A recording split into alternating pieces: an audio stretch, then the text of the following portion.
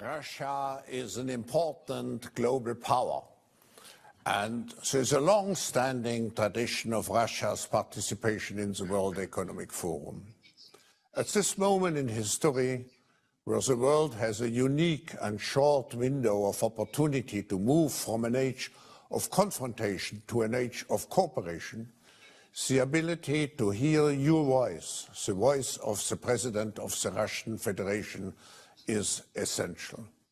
Even and especially in times characterized by differences, disputes and protests, constructive and honest dialogue to address our common challenges is better than isolation and polarization. Yesterday, your phone exchange with President Biden and the agreement to extend the New START nuclear arms treaty in principle, I think, is a very promising sign in this direction.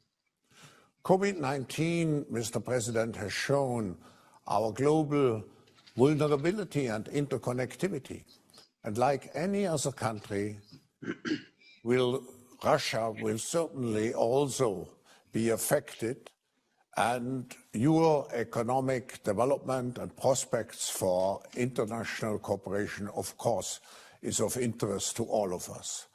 Mr. President, we are keen to hear from your perspective and from that of Russia how you see the situation developing in the third decade of the 21st century and what should be done to ensure that people everywhere find peace and prosperity. Mr. President, the world is waiting to hear from you.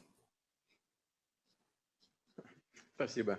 Уважаемый господин Шваб, уважаемый господин Шваб. Mr. Schwab, dear colleagues, dear Klaus, I've visited Davos many times, assisting meetings starting from the 90s. Mr. Schwab just mentioned that we met each other first back in 1992 in St. Pete. And when I worked in St. Pete, I visited this forum many times. I'd like to thank you for this opportunity today for me to make my statement vis-a-vis the expert community which is participating in this forum, thanks to your efforts, Mr. Schwab. First of all, ladies and gentlemen, I'd like to welcome all World Economic Forum participants. And I'd like to start with the following. It's rather gratifying, in spite of the pandemics, it's rather gratifying to see that this year, despite of the restrictions caused by the coronavirus, the forum continues its work online. It has provided an opportunity for the participants to engage in an open and free discussion and share their evaluations and forecasts. And it partially makes up for the lack of direct communication between the leaders of states, global businesses, and the world community that has accumulated over the past months. All of this is important now that when we are facing so many complex issues requiring solutions. This foray is the first foray in the third decade of the 21st century, and the majority of its topics are dedicated to the profound changes which are taking place in our in the world. It is indeed hard to ignore the fundamental transformations in global economy, politics, social life, and technology. The coronavirus pandemic, which you mentioned before, has become a major challenge to the entire mankind, has just spurred or accelerated the structural changes, the preconditions for which have been already in place for many years. The pandemic has exacerbated the problems and imbalances that accumulated in the world earlier. We have every reason to believe that the tensions might aggravate even further, and such tendencies might emerge in almost every area. Naturally, there are no direct parallels in history, but some experts, however, and I do respect their opinion, they compare the current situation to the late 20s or early 30s of the last century. One may agree or disagree with such an opinion, yet one cannot but draw some parallel in terms of many aspects, the scale as well as the cross-cutting and systemic nature of challenges and potential threats. We see the crisis, we're witnessing the crisis of previous models and tools of economic development. Social stratification is increasing both globally and in individual countries. We mentioned this before, but today it causes a sharp polarization in public opinions. Populism, right and left-wing radicalism, and other extreme movements are on the rise. Domestic political processes, including in leading economies, are escalating and becoming more violent. All of this cannot but impact the nature of international relations, making them less stable and predictable. International institutions are weakening. Regional conflicts are multiplying.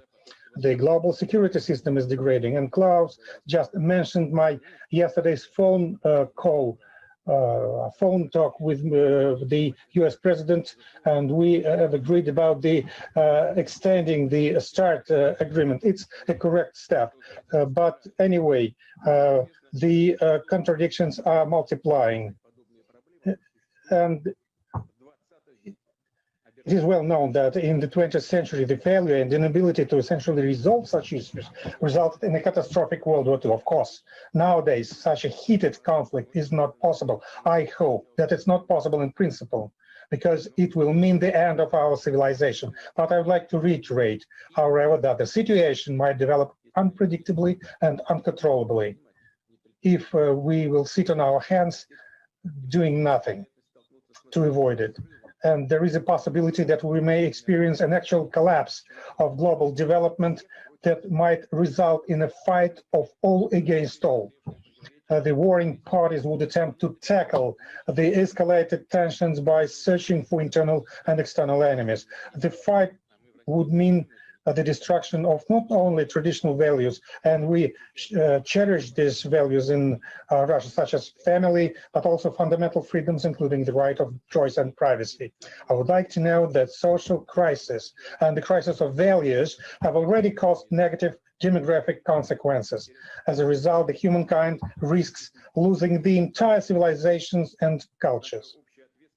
Our common responsibility today is to avoid such a future that resembles a grim dystopia. We need to ensure development following a different path, one that is positive, balanced, and constructive. And in this regard, I would like to elaborate on the key challenges that, in my opinion, are facing the world community today. The first one of them is of the social and economic nature. Well, that's true. If we look at the statistics, despite the severe crises of 2008 and 2020, the past 40 years one can call extremely successful for the global economy. Starting from 1980, the global GDP at purchasing power parity in real terms per capita has doubled. And it's a positive sign. Globalization and domestic growth have resulted in a boost in developing countries. More than 1 billion people have been lifted out of poverty. For instance, if we take an income level of $5.5 US per person per day at purchasing power parity, according to the World Bank, the number of people with lower income in China has reduced from 1.1 billion in 1990 to less than 300 million in recent years, and it's a success for China. In Russia, this number has decreased from almost 64 million people in 1999 to about 5 million people as of now. And we think that we are moving in the right direction. And it's the most important area. But the main question, the answer to which gives much insight into the current problems, is what was the nature of this global growth? who benefited most from it? Undoubtedly, as I've already said, developing countries gain much benefit from it, using the growing demand for their traditional and even new products. But however, this embedding in the global economy resulted not only in new jobs and export earnings for them, but also in social costs, including significant income gap of the population. And what is the situation in the developed countries, whose level of average well-being is much higher? Paradoxically, the problems of stratification here in developed countries have proven to be even more profound. According to the World Bank estimates, while there were 3.6 million people living on less than $5.5 US a day in the US in the year 2000, in 2016, this figure rose up to 5.6 million. During the same period, globalization resulted in a substantial increase in the profits of the large multinational companies, primarily American and European ones. And as to the people in European countries, developed European countries, the tendency is the same like in America. But again, who gets these revenues? Talking about companies, the answer is obvious. Those who represent 1% of the population. And what has happened with the other people? For the last 30 years, the income of more than half of the citizens of a number of developed countries in real terms has not increased, while the cost of education and health services has tripled. Well, has increased and has tripled actually. That is, millions of people, even in rich countries, have ceased to see the prospect of increasing their income. At the same time, they face the problems of how to preserve their own health and that of their parents, how to provide quality education for their children. There is also a large proportion of people who, in fact, turn out to be non-demanded. Thus, according to the International Labour Organization estimates, in 2019, 21% of young people in the world, or 267 million, were neither studying nor working. And even among those who have work, and it's an interesting figure, even among those who work, 30% live on less than $3.2 US a day at purchasing power parity. Such imbalances in global social and economic developments are the direct results of the targeted policy that has been conducted since the 80s of the last century, often blatantly and dogmatically based on the so-called Washington Consensus, with its unwritten rules that give priority to private debt-driven economic growth, with deregulation and low taxes on the rich and corporations. As I've already mentioned, the coronavirus pandemic has only exacerbated the problems. Last year, the decline in the global economy was the worst since the Second World War.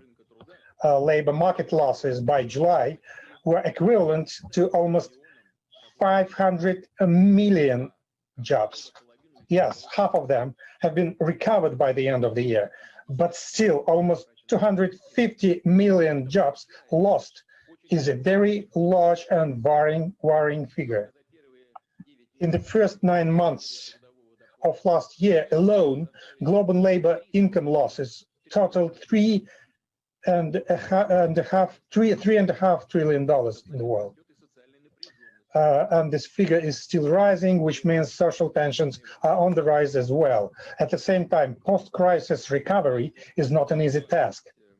If 20 or 30 years ago, the problem could have been resolved through stimulative macroeconomic policies, that's what we have done, and they're still doing it. So today, such mechanisms are no longer work, in fact. the resource is practically exhausted.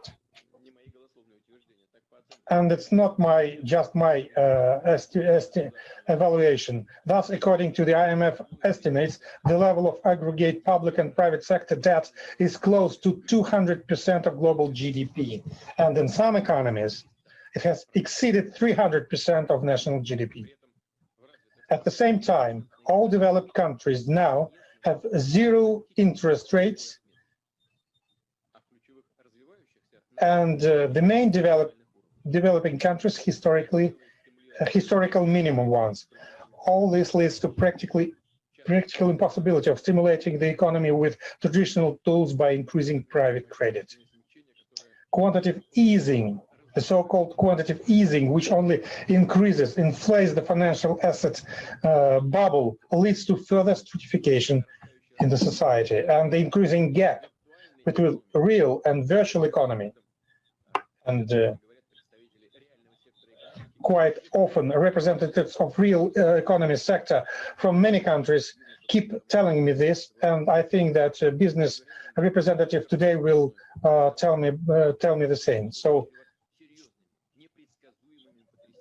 and the increased gap between real and virtual economy, as I said, represents a real threat, and it is fraught with serious and unpredictable disturbances. Certain hopes for resetting the previous growth model are related to rapid technological development. Yes, the last 20 years have laid the foundation for what is known as the fourth industrial revolution, which is based on the widespread use of artificial intelligence, automated and robotic solutions.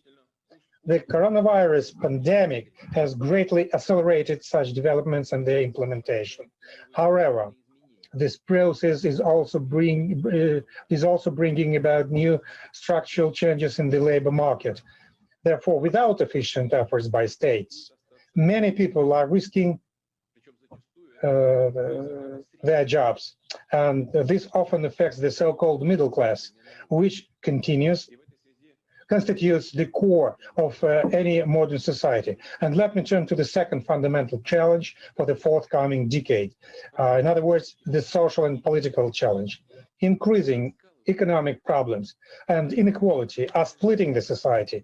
They pave the way for social, racial, national intolerance, and this pressure shows through even in those countries which seem to possess well-established civic and democratic institutions that are designed to smooth over, mitigate such events and incidents.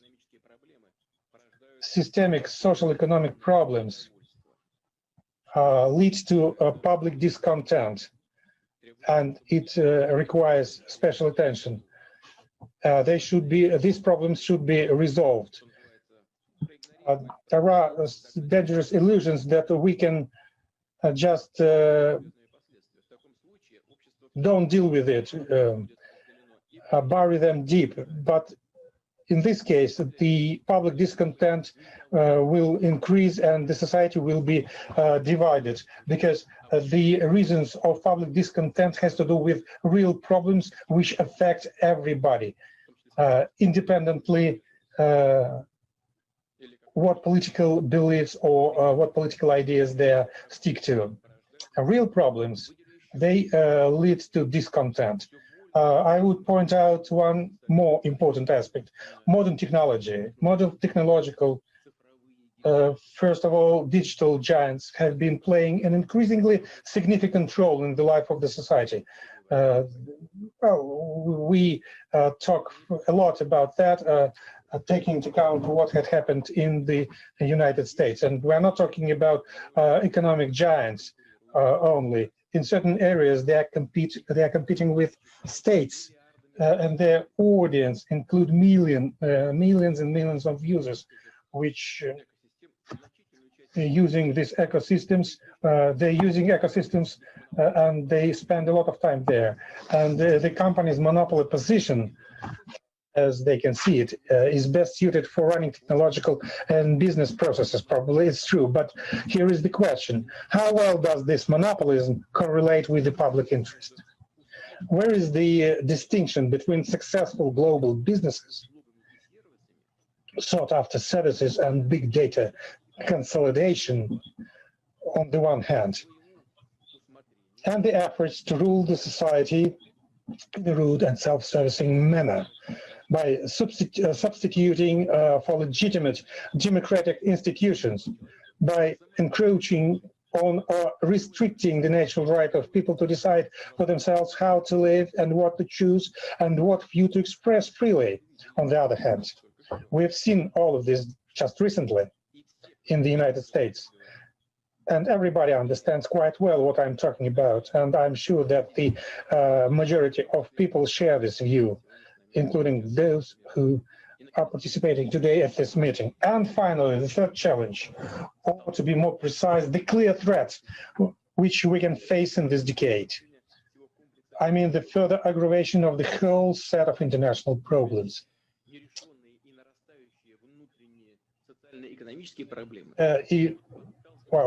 If states, especially major states, choose to search for internal enemies, they will inevitably need an external enemy, the one which they can blame for each and every failure, and the one to which they can redirect the temper and discontent of their own citizens. And we see it.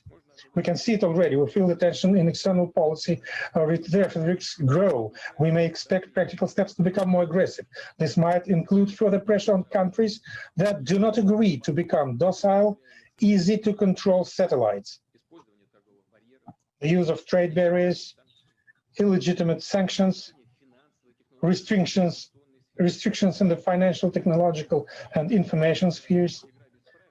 Such a game without rules is dramatically increasing the risks of the unilateral use of military force, which is very dangerous, under any pretexts, invented pretexts, as well as the odds of the emergence of new hotspots on our planet.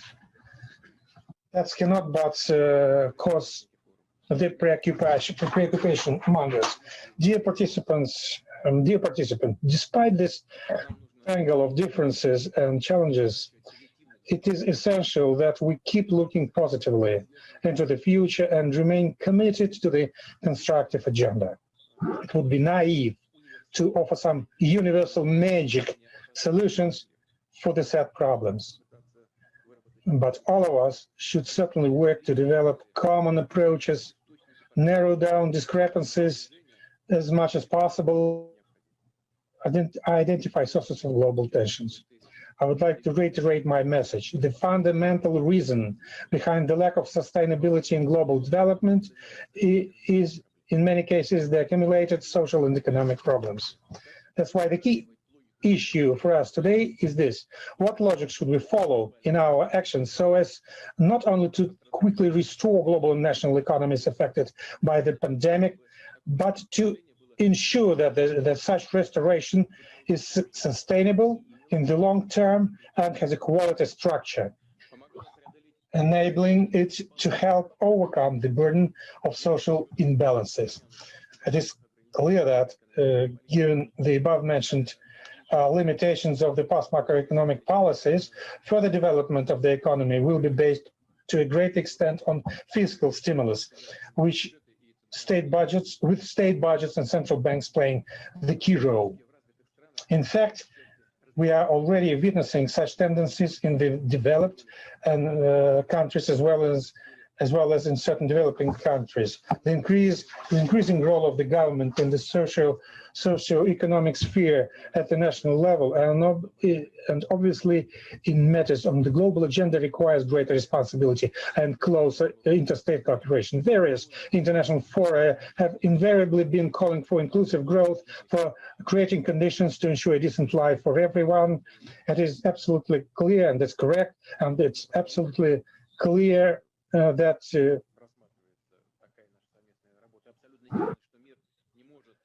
the world cannot follow the path of building an economy that works for 1 million people or even for the golden billion.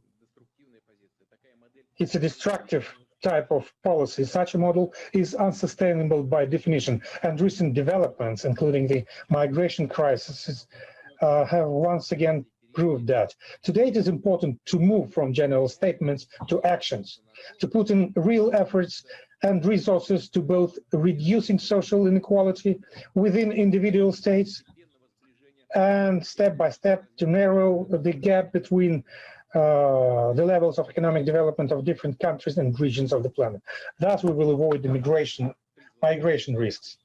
Designed to ensure sustainable and harmonious development, this policy has clear purposes and priorities. Those include the creation of new opportunities for everybody, conditions for people to develop and realize their potential regardless of where they were born and live and where they live. There are 4 key priorities, how I can see them as the priorities.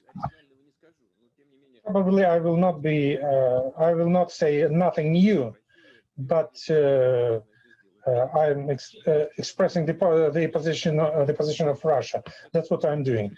First, a person should have a comfortable environment to live in, which includes housing and accessible infrastructure, transport, energy and utilities, and of course, ecological well-being. We should keep this in mind always. Second, a person must be confident that he or she will have a job that provides a steadily increasing income and therefore an adequate standard of living. People should have access to effective mechanisms for lifelong learning, which is just necessary today, allowing them to develop and build their career and receive a decent pension and social package after retiring. Third, a person must be confident that he or she will receive high quality and effective medical care when needed, that the healthcare system in any event will guarantee them access to most advanced services. Fourth, regardless of family income, children should have opportunities to receive a decent education and fulfill their potential. And this kind of potential every kid has. This is the only way to guarantee the most effective development of a modern economy. An economy that does not view people as a mean, but places them at the center. Only those countries that can make progress in these 4 areas, and I just mentioned the most important areas. So only those countries that can make progress here will ensure sustainable inclusive development. And it is these approaches that underline the strategy that Russia is pursuing, my country is pursuing. Our priorities focus on the individual and the family. They center on ensuring demographic development and safeguarding the people, on improving the well-being and protecting the health of our people. We work to create conditions for decent and efficient work and successful entrepreneurship, to ensure digital transformation as a basis for a technology-driven future for our entire country rather than a small group of companies. In the coming years, we will concentrate the efforts of the government, business, and civil society on these tasks and building a stimulating budget policy. In achieving our national development goals, we're open to a broad international cooperation, and we believe that cooperation in matters on the global social and economic agenda would have a positive impact on the general atmosphere in the world affairs. And interdependence in solving urgent problems would lead to stronger mutual trust, which is especially relevant today. It is clear that an era associated with attempts to build a centralized, unipolar world order is over. It hasn't been started even. There were attempts to do this, and just that, but it's over. Such a monopoly was inherently contrary to the cultural and historical diversity of our civilization. The reality is that there are truly different centers of development in the world with their own distinctive models, political systems, political models, social institutions. And today, it is extremely important to create mechanisms for coordinating their interests, so that the diversity, which is natural, and the natural competition between the poles of development does not turn into anarchy and multiple protracted conflicts. And we For this, we have to strengthen and develop the universal institutions which bear special responsibility for ensuring global stability and security, and elaboration of rules of conduct in the world economy and trade. I've mentioned many times that many universal institutions are facing hard times today, and at different summits I keep telling about that. These institutions have been created during different era, and facing today's challenges, it's not an easy task for them objectively. But I'd like to stress that we shall support them. They have unique experience when it comes to using huge potential which has not been implemented. It should be adapted to the realities, but we should use it. We should not make history of them. We should use new forms of interaction when it comes to multilateralism. Certainly, it can also be understood in different ways. It can be seen as a way of promoting one's own interests and making one's unilateral actions look legitimate, while others are left with no other choice but to nod in approval. Or it can be an opportunity for sovereign states to actually join their efforts to deal with specific problems for the common good. In particular, this may involve the settlement of regional conflicts and creation of technological alliances, as well as many other areas, including the formation of cross-border transport and energy corridors, etc. Dear friends, ladies and gentlemen, you do understand that we have here vast opportunities for mutual work. Such multilateral approaches actually work, and the practical work shows that. Let me remind you that a lot has been done by Russia, Iran, and Turkey within the Astana format to stabilize the situation in Syria, and they are currently contributing to the establishment of a political dialogue in that country. We are doing this with other countries. We are doing it together, and Russia engaged in active mediation efforts to put an end to the armed conflict in the Nagorno-Karabakh region, a conflict between the nations that are our old friends and neighbors, Azerbaijan and Armenia. These efforts were guided by the key arrangements made by the OSCE Minsk group, particularly by its co-chair, Russia, the US, and France. It's another good example of cooperation. As it is known, a trilateral statement was signed by Russia, Azerbaijan, and Armenia in November. More importantly, most of its provisions are constantly put into practice. This has helped to end the bloodshed, which is the most important thing. The ending of the bloodshed. We establish a complete ceasefire, and we start with the stabilization process. Right now, the task for the international community, and of course of those countries that have been involved in resolving the crisis, is to provide assistance to the affected regions to help them overcome the humanitarian problems associated with the return of refugees, restoration of the destroyed infrastructure, and protection of historical, religious, and cultural monuments and their restoration. Also note another example. I would like to stress the role played by Russia, Saudi Arabia, and the United States in the stabilization of the world energy market. This format has provided an example of a productive interaction between countries with different and sometimes even opposite assessments of global processes with their own views of the world. At the same time, there are, of course, issues that affect all states without exception.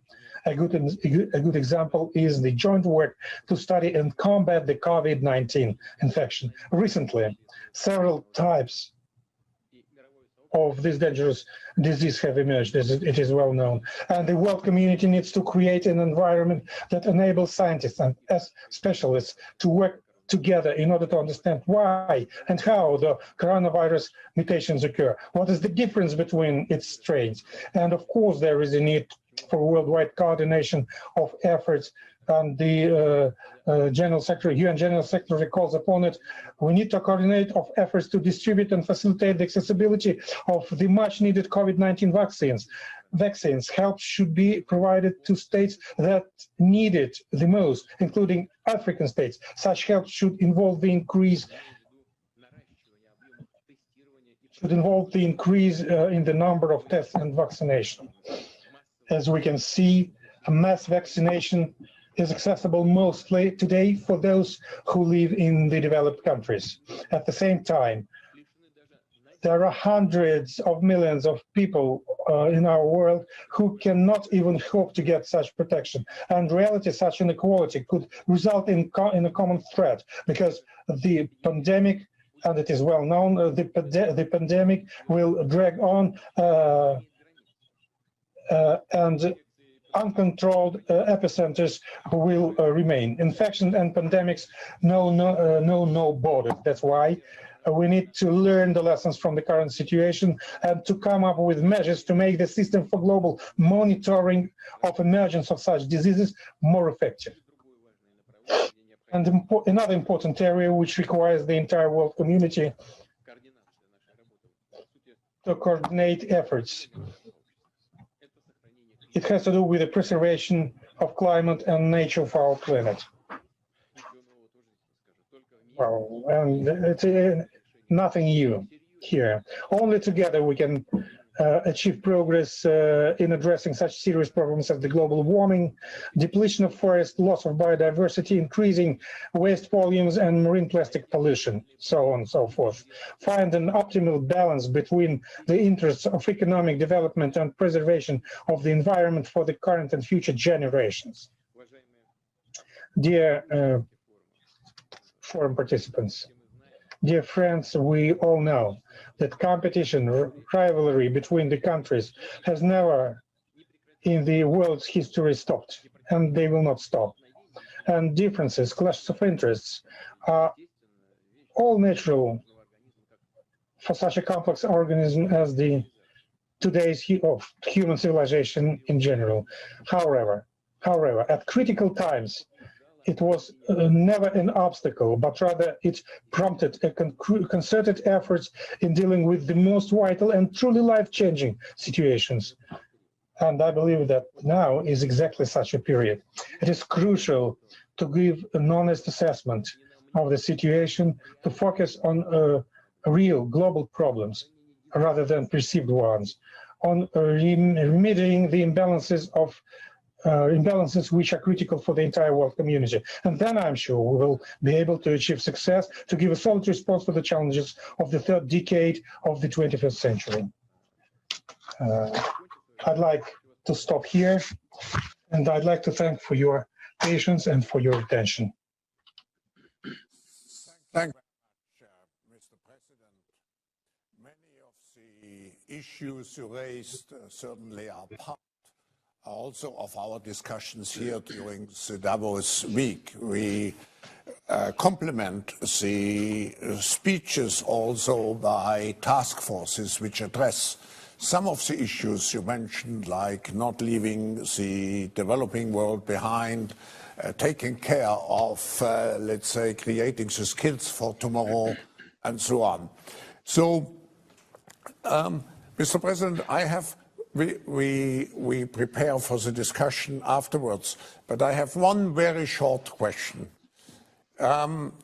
How do you see, and it's a question which we discussed when I visited you in St. Petersburg 14 months ago, how do you see the future of European-Russian relations? Just a short answer.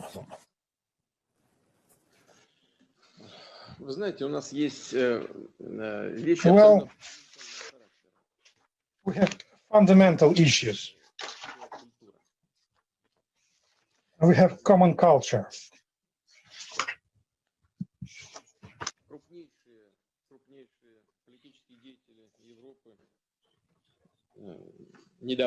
Most important political figures in Europe in the recent past mentioned the need to keep developing the relations between Europe and Russia,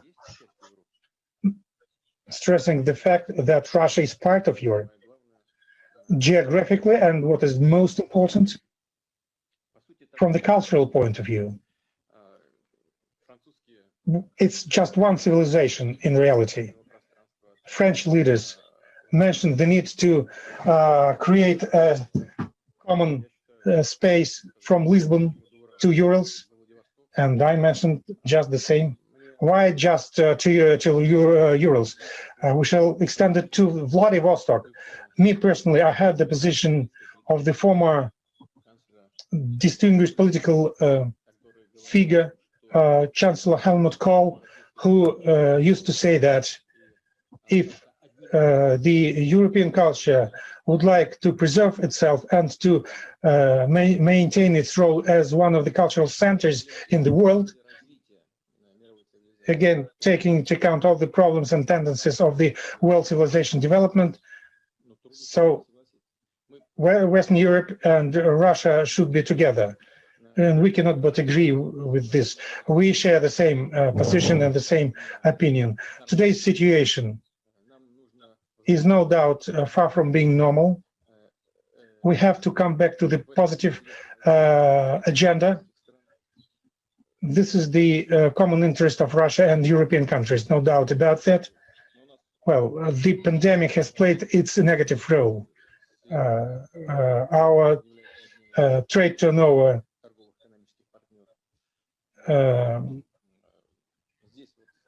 has been affected, although European Union is one of our main trade partners. So we have to come back to positive tendencies, and we have to increase our interaction. Russia and Europe, from economic point of view, are the natural partners. And from the point of view of science development, technological development, development from the space point of view, Russia is sharing European culture,